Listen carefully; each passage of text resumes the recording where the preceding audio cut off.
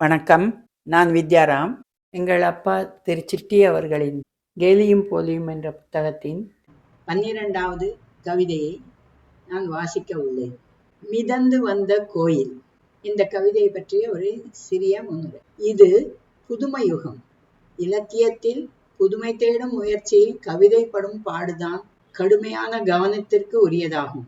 அச்சுக்கோர்ப்பவரின் கைத்திறனை சோதிப்பதோடு படிப்பவர்களின் பார்வையை சுழுக்க செய்வதே புதுக்கவிதையின் குறிக்கோள் என்பது தெளிவு.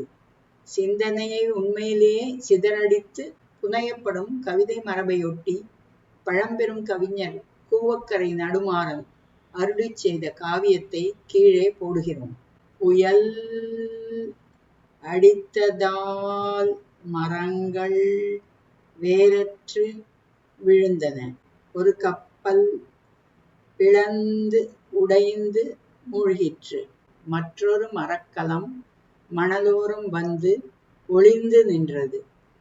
மூன்றாவது மூழ்கவில்லை, ஒன்றிலும் மோதவில்லை.